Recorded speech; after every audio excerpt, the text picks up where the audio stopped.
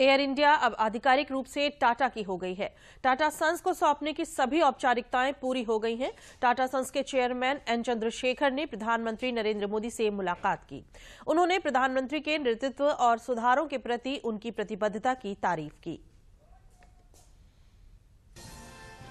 Air India को Tata sons को सौंपने की सभी औपचारिकताएं गुरुवार को पूरी कर ली गई। लंबे समय तक चली कयासबाजी पर आखिरकार विराम लग गया और महाराजा का स्वामित्व टाटा सन्स के पास चला गया।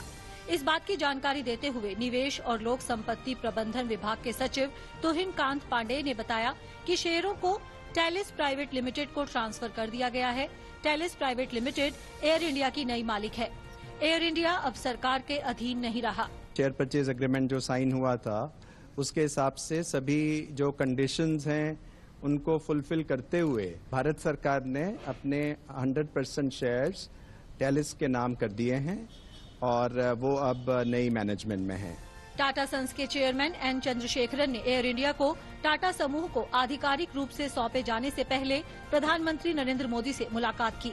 टाटा समूह ने एक बयान में प्रधानमंत्री नरेंद्र मोदी के नेतृत्व और सुधारों के प्रति उनकी प्रतिबद्धता और उद्यमिता की भावना की तारीफ की।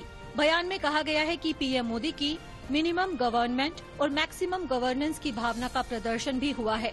टाटा सन्स ने कहा कि वे बेहद खुश हैं कि एयर इंडिया के हैंडओवर की प्रक्रिया पूरी हो चुकी है और वह वापस टाटा ग्रुप के पास आ गई है। उन्होंने कहा कि इसे फिर से एक वर्ल्ड क्लास एयरलाइन में तब्दील करने के लिए हर किसी के साथ मिलकर काम करेंगे। We are totally delighted.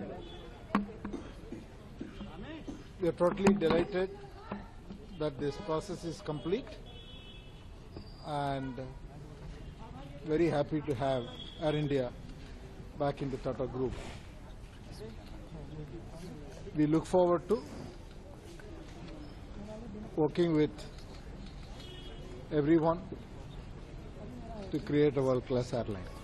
नागरिक उड्डयन मंत्री ज्योतिरादित्य सिंधिया ने एयर इंडिया को टाटा समूह को सौंपे जाने पर खुशी व्यक्त की है।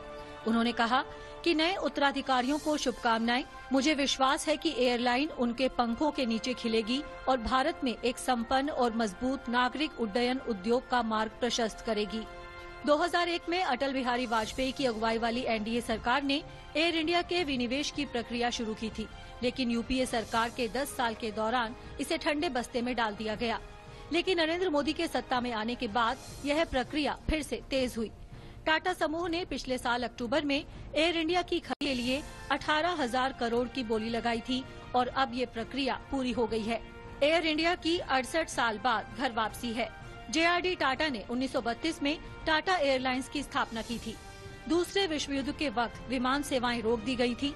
जब फिर से विमान सेवाएं बहाल हुई तो 29 जुलाई 1946 को टाटा एयरलाइंस का नाम बदलकर उसका नाम एयर इंडिया लिमिटेड कर दिया गया। आजादी के बाद 1947 में एयर इंडिया की 49% भागीदारी सरकार ने ले ली थी। 1953 में इसका राष्ट्रीयकरण किया गया।